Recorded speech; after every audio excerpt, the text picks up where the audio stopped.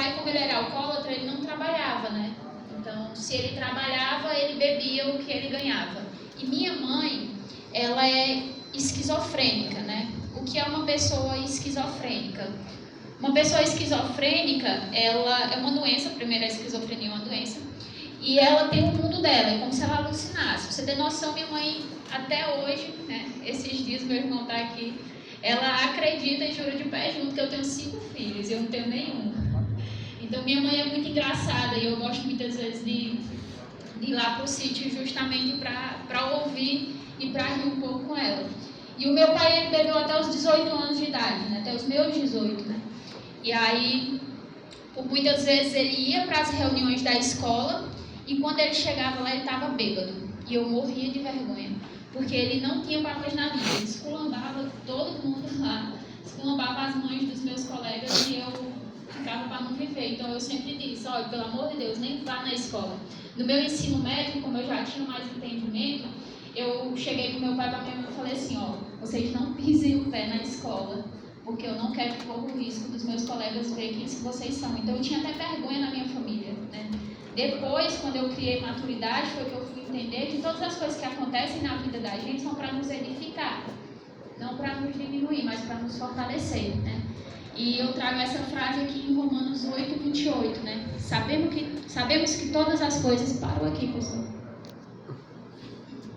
Sabemos que todas as coisas cooperam para o bem daqueles que amam a Deus, daqueles que são chamados segundo o seu propósito, né? Como assim, né?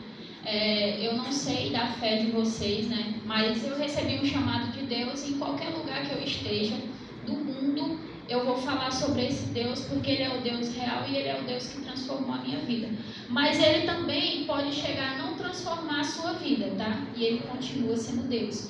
E eu acreditei nesse Deus e Ele me transformou, né? Me tirou dessa realidade, né? Que era uma realidade muito humilde. Meu pai é alcoólatra, hoje em dia ele não bebe mais. Minha mãe, a doença dela não tem cura, né? Esquizofrenia, porém, ela é medicada e ela é um bebê. E eu amo esse bebê que eu tenho lá em casa.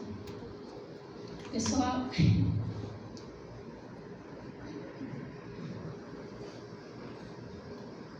Mas em tudo tem um começo, né?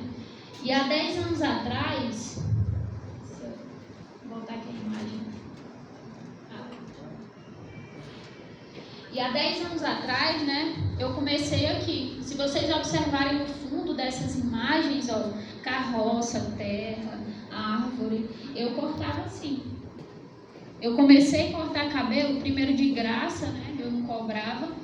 Depois eu comecei a cobrar R$4. E esses eram os trabalhos que eu fazia no tempo que eu cobrava R$4.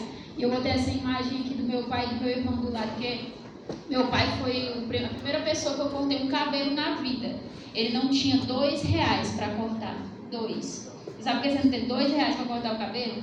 E eu peguei uma tesoura de cortar tecido e cortei o cabelo do meu pai com a tesoura. E nesse dia que eu cortei, toda passagem assim, que eu via meu pai, eu ficava olhando e eu falava, nossa, eu cortei o cabelo dele. Então eu me apaixonei por cortar cabelo aqui. Só que eu, Deus me livre, jamais ser barbeira, isso não dá futuro. Eu queria era fazer faculdade. E eu quase desisti, né?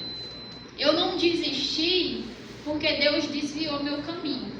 Porque se tivesse dado certo o que eu tinha planejado, eu não teria seguido por esse caminho que eu segui hoje. E aí você deve parar e pensar, eu planejei fazer isso e não deu certo.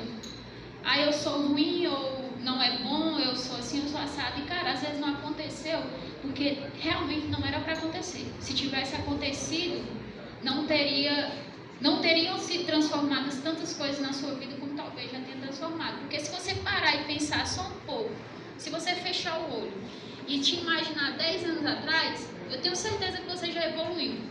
E muito. É porque às vezes a gente é tão egoísta que a gente não consegue olhar para trás. A gente só consegue olhar para o lado, né? Olha o vizinho que às vezes está virando, né?